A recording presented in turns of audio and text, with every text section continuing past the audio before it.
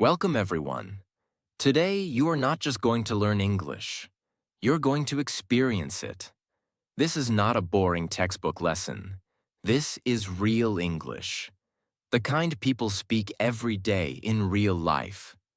If you're tired of being afraid to speak, if you feel stuck, if people laugh at your English, if you feel too old, too late, too nervous, then this video is for you. Because I believe something that no one told you yet. Your English is not broken. It's just silent. And today, we wake it up. In the next 60 minutes, I'll take you through 12 powerful real-life scenes. Moments you face every day. You'll learn how to talk about your morning, your weekend, your birthday, your job, your city, your feelings, even your pets. But more than that, you will learn how to think in English, how to feel confident, how to speak naturally, and how to enjoy the process. You don't need big grammar books. You don't need to memorize 1,000 words. You just need one thing: a small habit of listening, speaking, and feeling the language, like you will in this video. So listen with your heart, speak with your voice, and most of all, believe that you can do this. Let's begin. Scene 1. Morning routine. I open my eyes. It's 6:45 a.m. The alarm already rang 3 times, but I didn't hear it. I sit up slowly, rub my eyes, and stretch my arms. My room is quiet. Outside the window, I hear a few birds and a car passing by. It's a new day, and I feel tired. But I know I have things to do. I walk to the bathroom and look in the mirror. My hair is a mess. My eyes are still sleepy. I wash my face with cold water. Then I pick up my toothbrush and say to myself, okay, let's start the day. As I brush my teeth, I start thinking, what's the plan today? Do I have a meeting? Did I reply to that email? Too many thoughts, but I take a breath and say, one step at a time. I go to the kitchen and put water on the stove. It's time for tea. While I wait, I clean the counter a little. Then the water boils. I make my tea, add milk, and take the first sip. It's hot, strong, just the way I like it. Then I open the fridge. There's some bread and butter. I toast the bread, spread the butter, and sit at the table. This moment is peaceful. I drink my tea and eat my toast slowly. I don't check my phone. I don't rush. I just sit and whisper to myself, thank you for this day. After breakfast, I check my to-do list. Send email to boss, finish report, pay electricity bill, call mom. I smile and say, all right, I've got this. Then I walk to the closet and pick out clothes for the day. A clean shirt, dark jeans, and my favorite watch. I get dressed and feel ready. Before leaving the house, I look in the mirror again. This time, I smile. You look okay? I say. I grab my bag, take one last sip of tea, and step out the door. The day has begun. Scene 2. Going to work. It's 7:35 a.m. I walk out of my house, lock the door, and take a deep breath. The sun is just rising. The air is fresh, and the road is quiet. My shoes hit the pavement slowly as I walk toward the bus stop. I reach the corner where the same old tea stall is open. The man behind the counter smiles at me. He says, morning, sir. Your usual. I smile back and reply, yes, 1 coffee, please, no sugar. He nods and starts preparing it. As I wait, I hear 2 people talking behind me. One man says, traffic was terrible yesterday. The other replies, tell me about it. I was stuck for 45 minutes. I turn slightly and join the conversation. I was stuck too. It's always the same on Mondays. We all laugh quietly. The coffee is ready. The man gives me my cup and says, careful, it's hot. I thank him and take a slow sip. The first sip wakes me up. Strong, spicy, perfect. After finishing the coffee, I walk toward the bus stop. There's a young woman already standing there. She's holding a file in her hands, dressed formally. I nod politely and say, "Morning." She replies, "Morning." We stand in silence for a few seconds. Then she turns and says, "Do you know if bus 34 already passed?" I check my watch and say, "I don't think so. It's usually late by 5 minutes." She smiles and says, "Thank you. I'm going for a job interview. First one." I nod and reply, "Good luck. You'll do great. Just speak with confidence." She laughs nervously and says, "I'll try. I'm still working on my English." I say, "You're doing fine. Everyone starts somewhere. Don't worry." Just then, the bus appears in the distance. She sees it and says, "There it is." Thank God we both get on. The driver says, "Exact change only." I take out my card and beep it. She hands over her money and finds a seat near the window. I sit beside her and say, "So what kind of job are you applying for?" She replies, "Receptionist. It's in a small office. Basic work, answering phones, greeting clients." I say, "That's a good place to grow.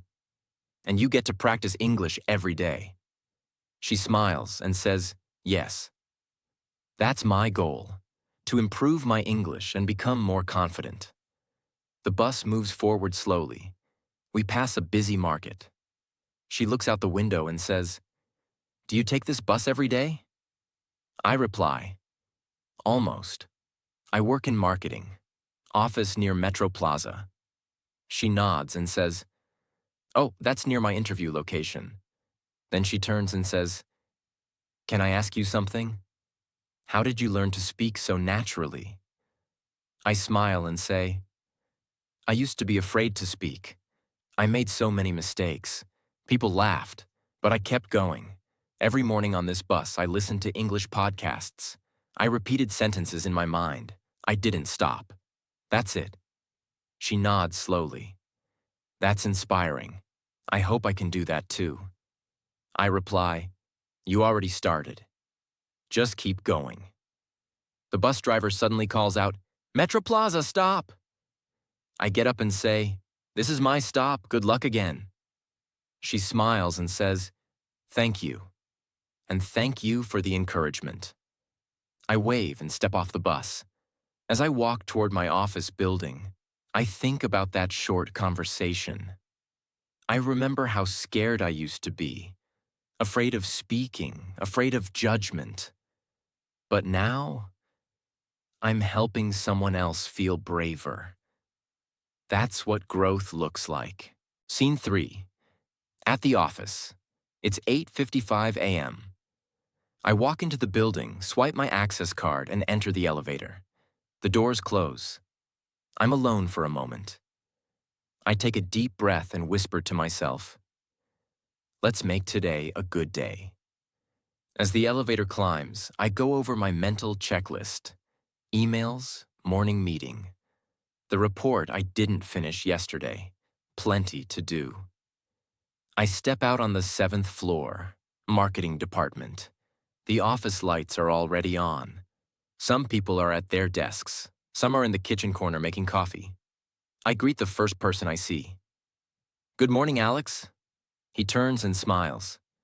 "Hey." "Morning. You're early today." I chuckle and say, "Trying to be productive before the chaos starts." He laughs. "That's smart. Coffee's still hot if you want." "Thanks," I say, and walk toward the break area. As I pour myself a cup, I hear two colleagues chatting behind me. Sophie says, "I was on Zoom till 10 p.m. yesterday." And Jenna replies, "Again? You work too hard." I turn and say, "Wow, Sophie, that's some dedication." She smiles and says, "Or poor time management? Still figuring that out." We all laugh. I walk back to my desk with my coffee. Open my laptop. Breathe. Just then, my manager, Thomas, walks by. Morning, Leo. Can I see you in my office for 2 minutes? Sure, I reply, a little nervous. I follow him into his cabin. He closes the door and says, I read your client report from last week. I sit up straighter. Okay. He continues, I want to say that was solid work, especially the section on customer feedback. It was detailed, practical, and sharp. A wave of relief washes over me. Thank you, I say. I was worried it might be too much detail. He shakes his head. No, that's what we need. You've improved a lot since your first month here. I nod and say, I've been trying to work on my communication. English used to be my biggest fear. Thomas looks at me seriously and says, I didn't know that. Honestly, you speak clearly and confidently. That's what matters. I smile and say, I used to write everything down. I still do sometimes. Practice phrases, repeat sentences. It helps. He replies, whatever you're doing, keep doing it. It shows. Then he adds, one more thing. I'm assigning you to the presentation next week. My heart skips a beat. The one for the European clients? He nods. You'll lead it with Sophie. I think it's time you took the lead. I pause for a second. I want to say no. I want to say I'm not ready. But I remember the old me, the one who stayed silent in every meeting, and I say, I'll do it. I'll give it my best. He smiles. Good. That's what I like to hear. I leave the cabin and return to my desk. Sophie walks over with her coffee and says, So, I heard we're teammates now? I laugh and say, looks like it. Presentation for the big clients. She says, you'll do great. Just speak slowly and clearly. You already sound professional. I reply, thanks. I've been practicing. I even speak to myself at home sometimes. She laughs. I do that too. My cat thinks I'm crazy. We both laugh. Then I open my laptop and start planning. Slide by slide, word by word, sentence by sentence. Because I know, every conversation, every small effort, every practice session, it adds up. I wasn't born speaking fluent English. I didn't grow up with perfect grammar. But I showed up. Every day. And now I'm speaking, sharing, leading. And so can you. Scene 4. Weekend plans. It's Friday afternoon. The clock on the wall says 3:17 p.m. The office is quiet, but you can feel the weekend energy in the air. Emails slow down. People start to smile more. You hear chairs moving, phones clicking, and someone quietly humming. I close my laptop, lean back in my chair, and take a deep breath. Then I hear a voice behind me. Hey, Leo, got any exciting plans for the weekend? It's Emily, my coworker from the creative team. She's holding her coffee and smiling like she already has a secret plan. I turn around and say, nothing too exciting. Maybe sleep for 12 hours straight. She laughs. Sounds like heaven. But seriously, doing anything fun? I think for a moment. Well, I say, I might go hiking on Saturday. There's a trail just outside the city I've been wanting to try. Emily nods. Hiking? That's cool. Alone or with friends? I'm going with Daniel and Michelle, I reply. We planned it last month, but the weather was bad. This time it looks good. Just then, Daniel walks over. Tall, energetic, always hungry. Did someone say my name? He asks, grinning. Emily rolls her eyes playfully. We were just talking about your big hike tomorrow. Daniel says, oh yeah, I've been looking forward to it. I even bought new hiking boots. Super expensive, but totally worth it. I say, let's hope they don't fall apart on the mountain. Daniel chuckles. If they do, I'll sit down and wait for you to rescue me. Emily laughs. That's not how hiking works, Daniel. Then Michelle walks in, hearing the laughter. She says, let me guess. Daniel's already making excuses not to hike. He raises his hands dramatically. False accusations. Michelle laughs and says, anyway, I can't wait. Nature, fresh air, and finally, a break from screens. I nod and say, exactly. I just need to disconnect. No email, no messages. Just trees, birds, and long walks. Emily leans against the desk and says, that actually sounds amazing. I might try something new this weekend too. Like what? I ask. I've signed up for a pottery class, she says. Daniel smirks. Pottery? Like making bowls?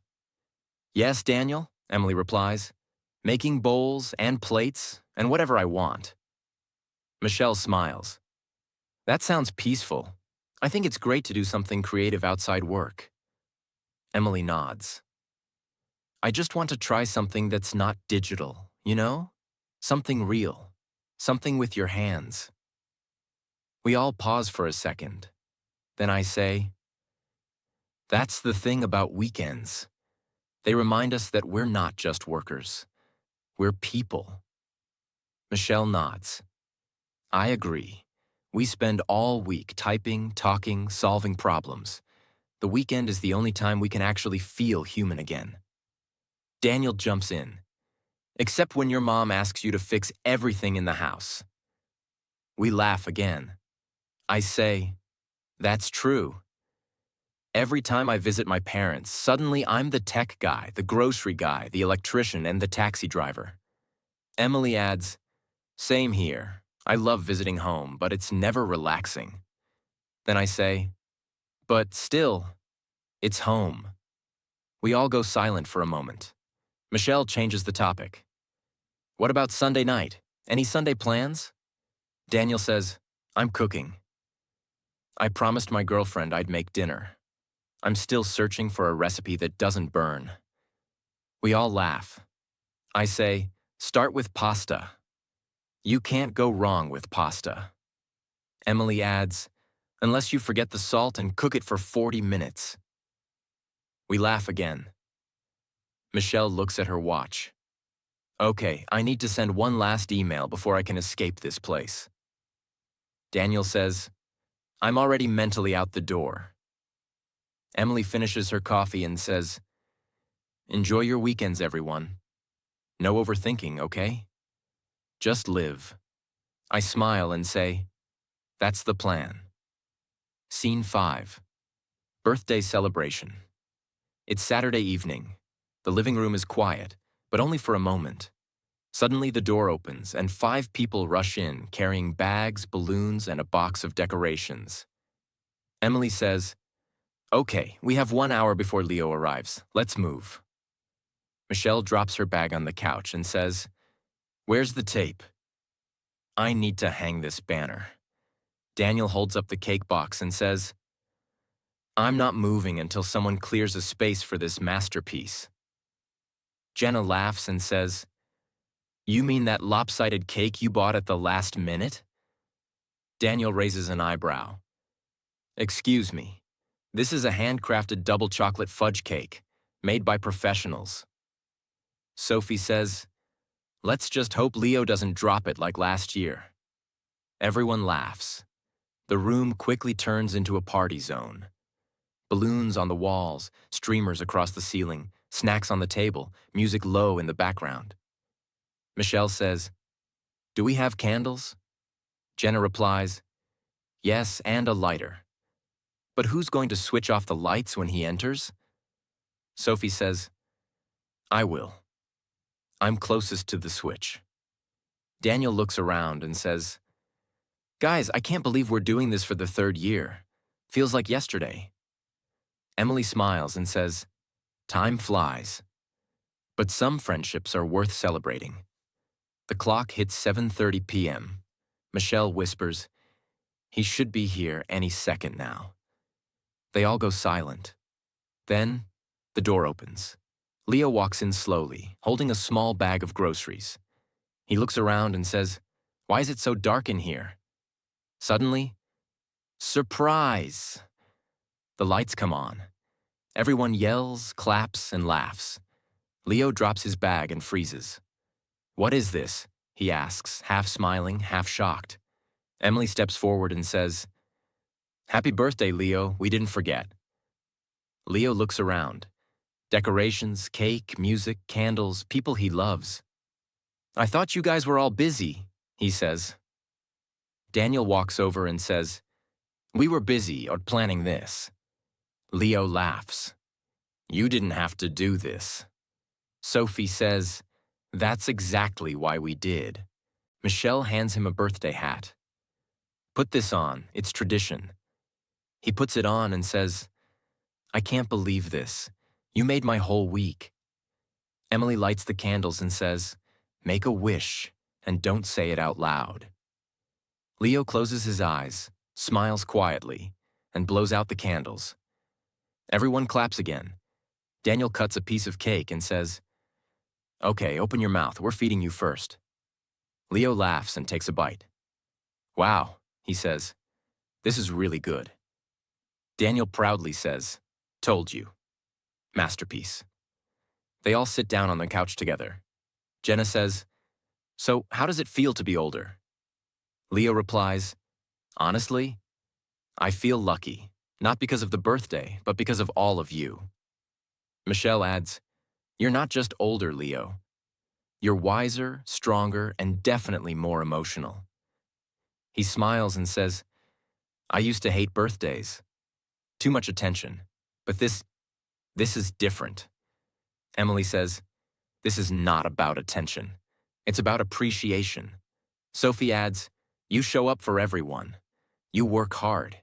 You never ask for anything. So today, we show up for you." Leo sits back, touched by their words. Daniel says, "Now open the gifts before I take mine back." Leo laughs. "There are gifts too?" They hand him small, wrapped boxes. Nothing expensive, just thoughtful things. A new notebook. A mug that says, "Keep going." A framed group photo from 2 years ago. Leo opens the last box and finds a handwritten note. He reads it out loud. "Dear Leo, you may think you're just ordinary. But to us, you're the reason Mondays feel better. You're the one who reminds us to keep going. And today, we want you to know, you matter." Happy birthday, Leo looks up, eyes slightly wet. He says, "I don't know what to say, thank you, and for everything." Emily replies, "Just promise us one thing." Leo asks, "What?" Michelle smiles and says, "Don't ever disappear on your birthday again." He nods. "Deal." They raise their glasses, sparkling juice, soda, whatever they have. Daniel says, "To Leo." Everyone echoes, "To Leo." And just like that, a simple evening becomes a moment they'll remember forever. Scene 6. Talking about your city. It's Sunday afternoon. The cafe is half full. The weather outside is beautiful. Soft clouds, warm light, and a quiet breeze through the trees. Leo sits near the window, sipping an iced coffee, notebook open in front of him. He's working on a personal project, something about memories. Then the door opens, and a familiar voice says, "There you are. I thought you'd be late." It's Julia, his old friend from university, back in the city after 3 years abroad. Leo smiles and stands up. "I'm never late for coffee, especially when the person's been missing for 3 years." Julia laughs and hugs him. "It's good to see you again." They both sit. Leo asks, "So, how does it feel to be back?" Julia looks around and says, "Strange. The city looks the same, but it feels different." Leo nods. "That's because you've changed. The city didn't."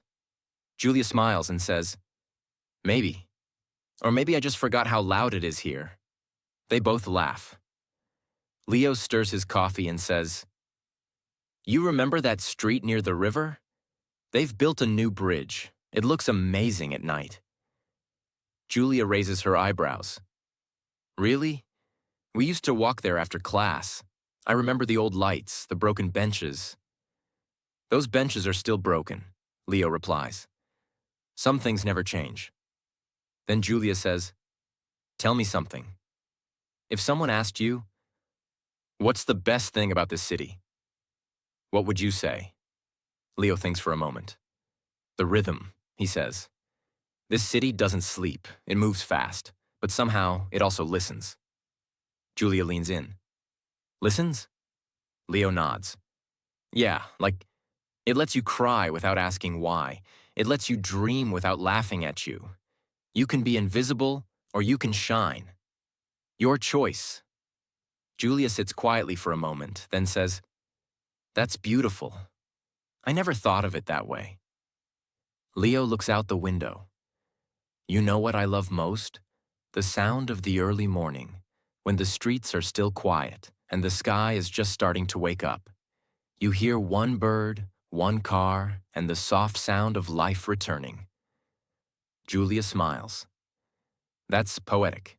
Leo replies, it's real. She sips her drink and asks, what about food? What's still your favorite thing to eat here? Leo grins. The street corn with lemon and salt, still unbeatable. Julia laughs. You haven't changed. He replies, neither has the vendor. Same spot, same smile. Julia says, I miss the night markets. The lights, the music, the smell of fried food, the people. All kinds of people. Leo replies, they're still there, crowded as ever. But now they play soft jazz on Fridays. It's calmer, warmer. Julia leans back in her chair and says, I've lived in 5 cities in the last 3 years. Big ones, fancy ones, clean, fast, rich. But they didn't feel like this. Leo asks, why? She answers, they had roads but no stories. They had buildings but no people. Not like here. Here the walls speak. Leo smiles and says, that's what I always tell travelers. If you want to see beauty, visit a postcard city. But if you want to feel something, come here. Julia says, I wish more people knew this. Leo replies, that's your job now. You've seen the world. Now you tell it what home really means. They sit in silence for a moment. Then Julia says, let's take a walk. I want to see everything again. Leo closes his notebook and stands up. Let's go. I'll show you the new bridge, and the old trees, and the same cafe where we used to sit with no money and big dreams. As they leave the cafe and walk into the city, the scene slowly fades. But the conversation stays in the heart. Scene 7. Grocery shopping. It's late afternoon. The sky is cloudy and the wind is gentle. Leo puts on his jacket, grabs a reusable shopping bag, and walks toward the local grocery store. He doesn't like shopping. But today, he feels calm, slow, ready to enjoy the little things. As he steps inside the store, the door opens with a soft chime. Bright lights, soft music, the smell of fresh bread. A young woman is near the entrance, stacking apples. She looks up and says politely, "Good afternoon, sir. Let me know if you need any help." Leo smiles and replies, "Thank you. I'm just looking around for now." He grabs a small cart and walks down the first aisle, fruits and vegetables. He picks up an avocado, checks its softness, and says quietly to himself, "Still hard. Not ready yet." Suddenly, someone taps his shoulder. It's Daniel, his friend from work. Daniel says, "Leo, you shop here too?" Leo replies, "I do now." What a surprise. Daniel points at Leo's cart and says, "That's the healthiest cart I've ever seen. Are you planning to open a salad bar?" Leo laughs. "Trying to eat better. Fewer chips, more colors." Daniel holds up a pack of cookies and says, "Well, I'm here to destroy my diet. These are my weakness." They walk together to the bread section. Daniel says, I always get stuck here. So many options. Whole wheat, multigrain, sourdough. What do you usually buy? Leo answers, depends. For toast, I go with sourdough. For sandwiches, I stick to multigrain. Daniel nods. You sound like a bread expert. Leo laughs. Too much YouTube cooking, that's all. They continue walking. Leo stops near the dairy shelf and says, do you know if almond milk is better than oat milk? Daniel replies, oat milk is creamier, but almond milk is lighter. Try both. Leo grabs both and tosses them in the cart. Then Daniel says, I always forget one thing every time I shop. Leo says, that's why I make a list. Daniel pulls out his phone. I make a list too. Then I forget to check it. They both laugh. An older woman nearby overhears and smiles. She says, happens to me every week. Leo smiles back and says, I think it happens to everyone. Then he turns to Daniel and says, you know what I love about shopping? Daniel raises an eyebrow. No lines? Leo says, no.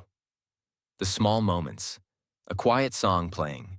A stranger's smile. A child laughing in aisle 3. You're alone, but not lonely. Daniel looks thoughtful. You always see the deeper side of things. Leo shrugs. Life teaches you. When you slow down, you start to see. They walk toward the meat and frozen section. Daniel says, I usually avoid this part.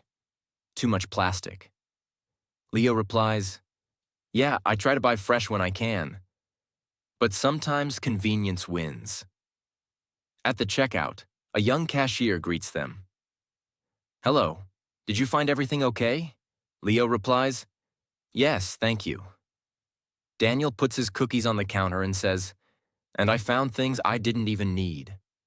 The cashier smiles and scans the items. She says, do you need any bags?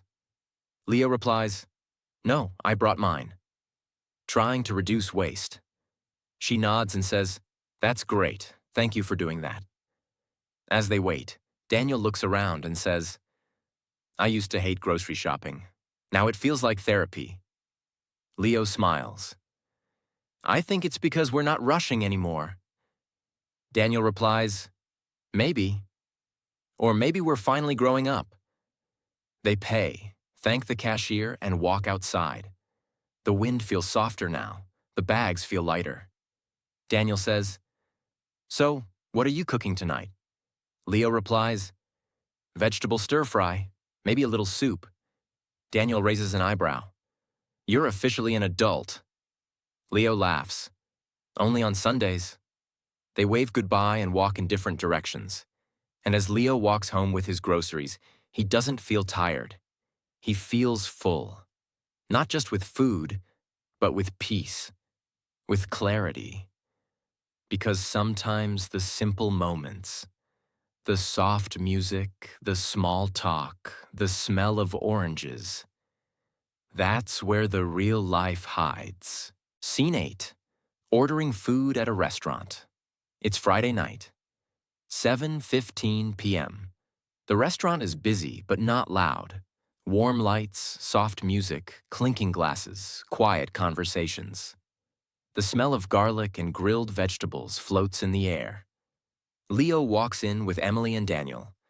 They've just finished a long week at work, and they promised themselves one thing: no cooking tonight. A waiter near the door smiles and greets them. Good evening. Table for 3? Leo nods. Yes, please. Right this way, the waiter says. They follow him to a table near the window. Daniel says, nice view. You can see the whole street. Emily replies, I'm just here for the food. They sit down. The waiter hands them menus. My name's Alex. I'll be your server tonight. Let me know if you have any questions. Leo says, thank you. The waiter walks away. Daniel opens the menu and says, this place is fancy. Everything has a name I can't pronounce. Leo laughs. Just pick something with chicken. You can't go wrong. Emily scans the menu. I'm craving something creamy. maybe pasta, but I also want something spicy. Leo teases, you want creamy and spicy? That's a dangerous combination. Emily smirks. Life is short. Daniel points to something on the menu. What is tagliatelle al limone? Leo says, it's pasta with lemon cream sauce. Daniel replies, I'm ordering that. It sounds expensive. They all laugh. The waiter returns. Are you ready to order? Leo says, can we ask a few questions first? Of course. Emily asks, is the spicy chicken pasta very spicy or just a little? The waiter says, it's medium, but we can make it mild if you prefer. Emily nods. I'll take it medium. And can I get that with whole wheat pasta? Absolutely, the waiter replies. Leo says, I'll have the grilled salmon with roasted vegetables. And could you add a side of mashed potatoes? Sure. Anything to drink? Just water for me, Leo replies. Daniel says, I'll try the tagliatelle al limone, please. And a glass of iced tea. The waiter smiles. Great choices. I'll be right back with your drinks. He walks away. Daniel looks around. This place feels peaceful. Emily says, I like restaurants that don't rush you. Some places make you feel like you have to eat fast and leave. Leo nods. Here, it feels like time slows down. You can actually talk. Daniel replies, that's what I need after this week. Meetings, emails, pressure. I just want to eat good food and breathe. 10 minutes later, the waiter returns with the drinks. Your food will be out shortly. Leo sips his water. Emily says, you know, I used to be nervous ordering food in English. Daniel looks surprised. Really? She nods. I'd panic, especially when they spoke fast. I'd just point to something and say, this one. Leo says, I used to do the same. I was afraid they'd ask questions I couldn't understand. Daniel laughs. I still panic when they ask on soup or salad. My brain freezes. They all laugh. Emily says, but the more you do it, the more natural it becomes. Leo adds, it's not about speaking perfectly. It's about staying calm. Daniel says, exactly. And learning phrases that work, like, can I ask something? Or, what's in this dish? Just then, the waiter returns with a tray of hot food. Here we go. He places each plate in front of them. This is the spicy chicken pasta for you, he says to Emily. Grilled salmon with vegetables for you, to Leo. And tagliatelle al limone for you, to Daniel. Daniel looks at his plate. This looks amazing, almost too good to eat. Emily says, that smell, wow. Leo takes a bite and says, this is perfect. They eat slowly, talk more, laugh often. Halfway through the meal, Daniel drops his fork. It lands with a loud clang on the floor. The waiter comes quickly. Are you okay? Daniel says, sorry, my hand slipped. No problem, the waiter replies. Let me bring you a clean fork. Leo says, you handled that better than I would have. Daniel shrugs. I've embarrassed myself so many times in restaurants, I stopped caring. Emily says, that's the secret. Just enjoy the moment. The waiter returns with a new fork. Here you go. Thank you, Daniel says.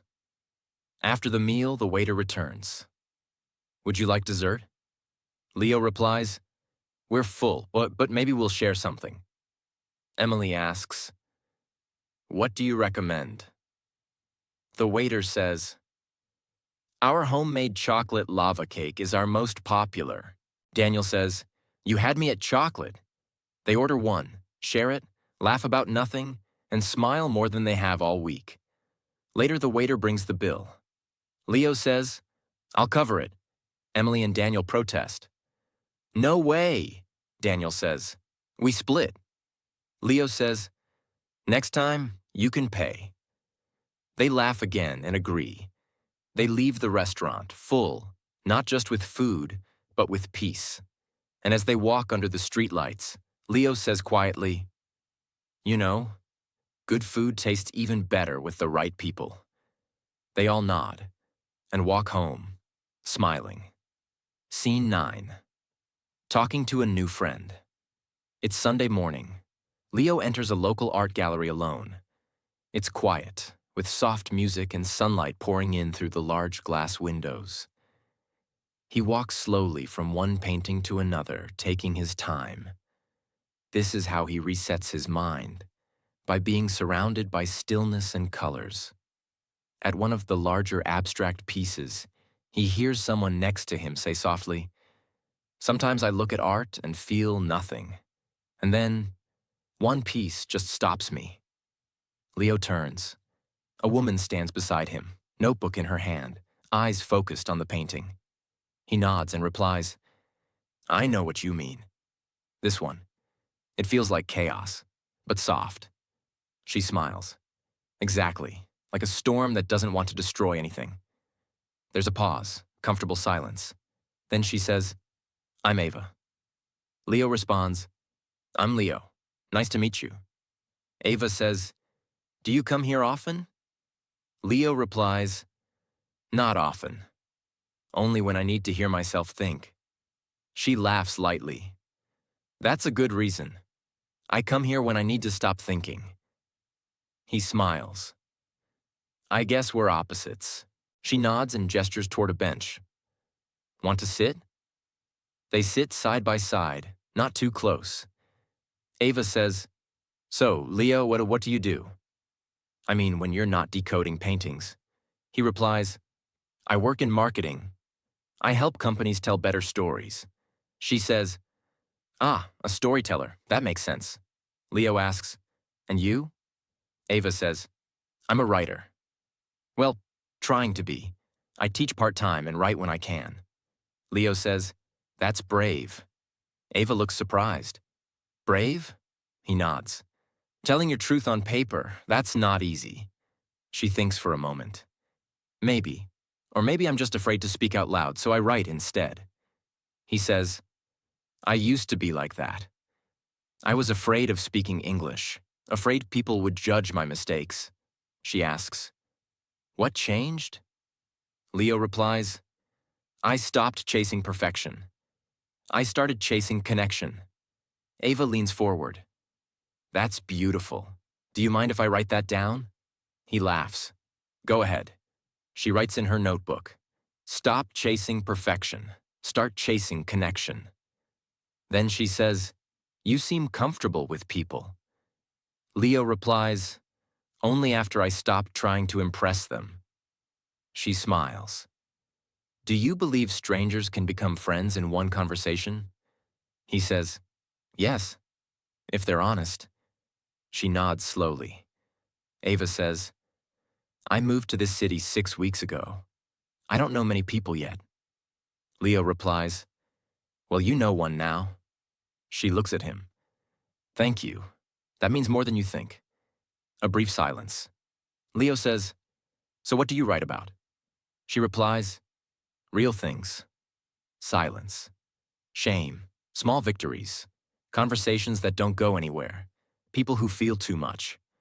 Leo says, "That's what the world needs."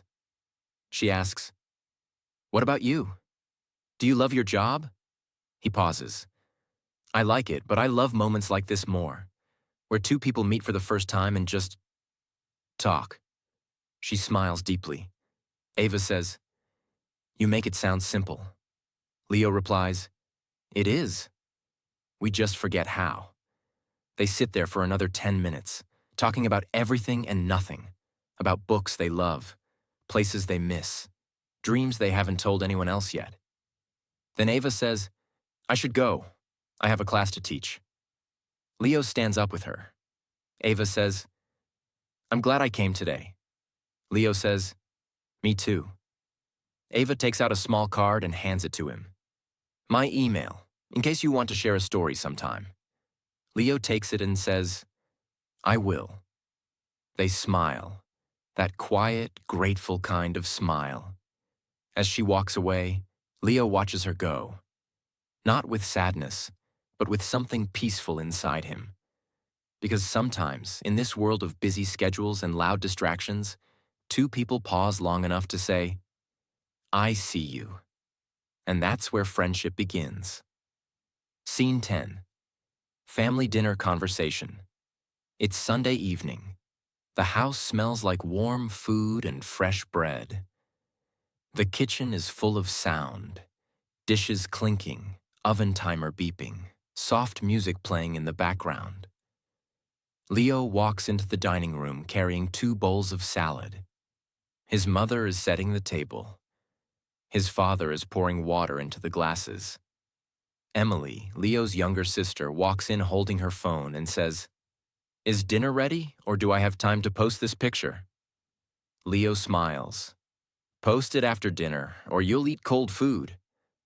His mom chuckles. Emily says, "Fine. But food pictures get more likes when they're hot." They all sit. Leo's father says, "All right, let's eat before it gets cold." They begin serving themselves quietly: pasta, salad, roasted vegetables, and garlic bread. For a minute, there's silence. Then Leo's mom says, "So, how's your work going?" Leo replies, "It's been a bit stressful, to be honest. A lot of deadlines. A new client came in last week." His dad asks, "And are you handling it alone?" Leo nods. "For now, but I'm learning a lot. That's the good part." Emily says, "You always say that, even when things are falling apart." Leo replies, "Because that's how I survive them." His mom looks at him and says softly, "You've become stronger. I see it." Leo smiles but doesn't say anything. Then his dad says, "I wish I'd spoken like you when I was younger. I was afraid to talk, afraid to be wrong." Leo looks up and says, "I used to be like that too, especially in English. I'd stay quiet in meetings, not because I had nothing to say, but because I was scared to say it wrong." Emily asks, "What changed?" Leo replies, "I stopped trying to sound perfect. I started trying to be real." His father nods and says, "That's not easy, especially in front of people." Leo says, "But silence was harder. It kept me small. I didn't want that anymore." His mom puts her hand gently on his and says, "We're proud of you, not just because you work hard, but because you're becoming the kind of man people can trust." Emily says, "And the kind of brother who always washes the dishes after dinner?" Leo laughs. "Let's not go too far." They all laugh together. Then Emily says, "You know what I love about these dinners?" Leo asks, "What?" She replies, "We sit, we talk. No phones, no rushing, just us." Their mother smiles. "I wait for this all week. No matter how tired I am. I cook, not because I have to, but because I know you'll all sit here and talk. That's what makes a house feel alive." Leo says, "People don't realize how powerful dinner time is." His father adds, "It's not about the food. It's about the space to breathe, to speak, to feel seen." They all go silent for a moment. The kind of silence that feels full, not empty. Then Emily says, "I wish more families did this." Leo replies, "Maybe one day when we have our own families, we'll do the same." His mom says, "Teach your kids to listen, not just speak." His dad says, "And tell them it's okay to speak slowly, with mistakes, but with truth." Leo finishes his food and leans back in his chair. "I used to think learning English was about grammar and vocabulary, but now I see it's about courage." His dad looks at him. "And you found yours." Leo smiles. "Still finding it, but every dinner like this helps." They all begin clearing the table, still talking, still laughing. Leo stands at the sink with Emily beside him, drying the plates. She says, Remember when we used to fight about who would do the dishes? He replies, we still do. They laugh. Emily looks at him seriously. You're a good brother. I don't say that often. Leo says, you're not so bad yourself. And that's how the night ends. Not with fireworks, not with big moments, but with dishes, laughter, stories, and the quiet beauty of being home. Scene 11. Buying clothes. It's Saturday afternoon. The weather outside is cool and perfect for walking. Inside the mall, the air is bright, clean, and full of energy. People talking, music playing, bags swinging in hands. Leo walks into a large international clothing store with his close friend, Ava. She's looking for a dress. He's looking for nothing, but ends up finding something else. A sales associate greets them at the door with a smile. Welcome. Let us know if you need any help. Leo nods politely. Thanks. Just browsing for now. They start walking slowly through the store, past shelves of neatly folded shirts, racks of jackets, sections with shoes and accessories. Ava picks up a deep blue dress. She asks, what do you think? Leo replies, I think if you don't buy that dress, I might. She laughs. Flattery will get you nowhere. Then she points at a coat hanging on a nearby rack. You should try that one. Leo walks over and looks at it. A simple black coat, sharp, clean design. He touches the fabric and says, this actually feels nice. A store assistant appears nearby. Hi there. Would you like to try that on? Leo says, yeah. Is there a fitting room available? The assistant smiles. Yes, right this way. Leo follows her. The assistant opens a curtain. Let me know if you need another size, she says. Leo nods and steps in. A few minutes later, he steps out wearing the coat. Ava looks up and says, wow, that's it. That's your coat. Leo looks at the mirror. I'm not sure. She says, trust me. It fits your energy. He turns and checks the back, then says, okay. I actually like it. The assistant returns. How does it feel? She asks. Leo replies, good. A little snug around the shoulders. Do you have one size bigger? She says, let me check.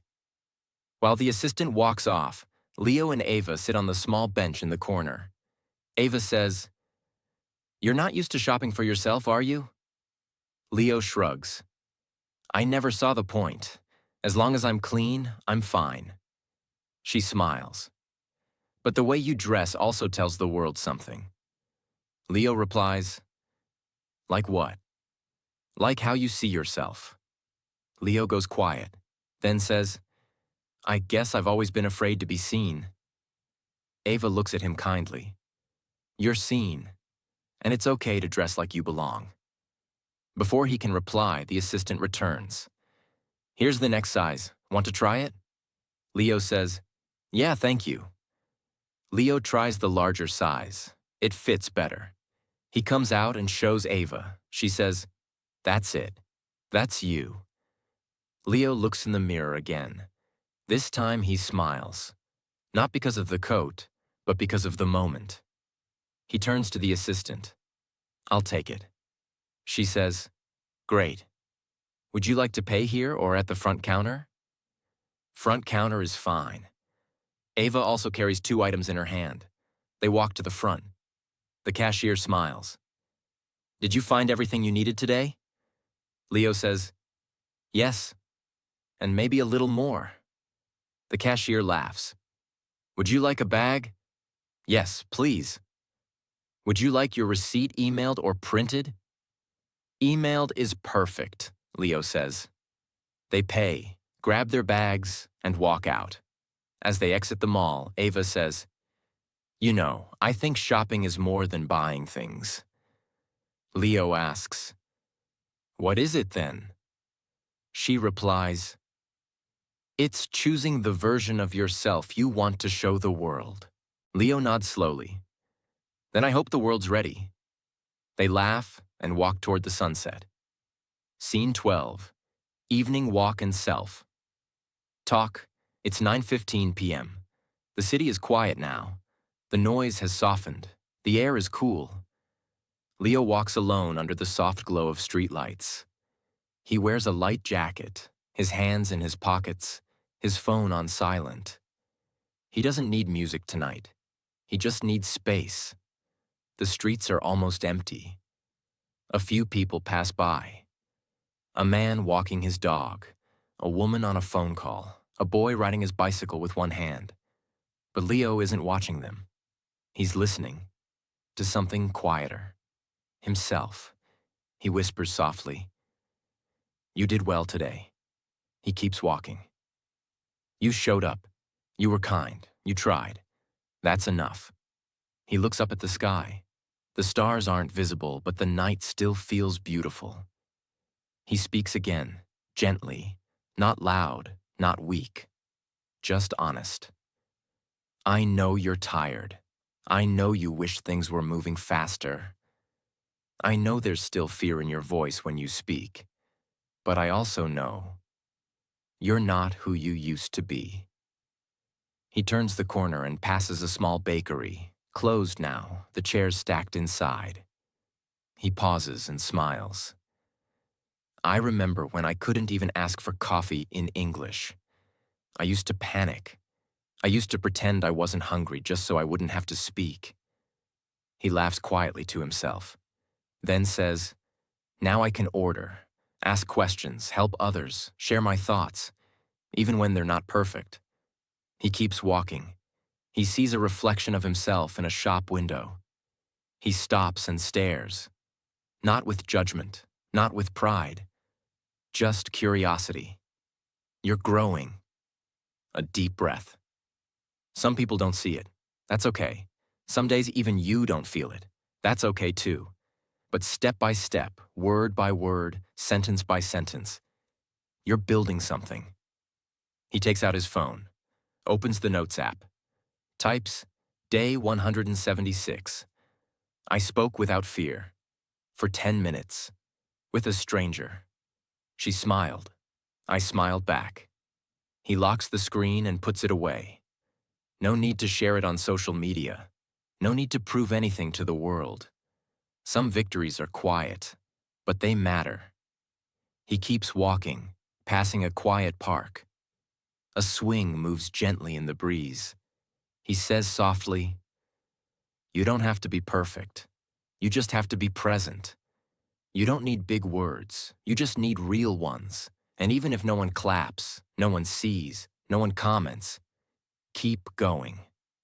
He stops walking, looks around. It's peaceful, silent, safe. And in that moment, he says the sentence that has changed everything for him. "I may be alone right now, but I'm not empty. I'm building something. And I'm proud." He stands there, just for a moment, listening to the night, feeling the wind, knowing that his voice is no longer a stranger to him. Then he turns around and walks back home. Not faster, not slower, just steady. Like someone who trusts the road now. Thank you for watching till the end. Remember, learning English is not about being perfect. It's about being brave. You've already taken the first step. Keep going, speak more, think in English. Believe in yourself. Every small effort you make is building a new future for you. You're not behind. You're not late. You're exactly where you need to be. So don't stop now. Your voice matters. Your dreams matter. And English will help you reach them. Subscribe to this channel for more real-life English practice. We'll grow together, one sentence at a time. See you in the next video. Take care and keep speaking. Bye.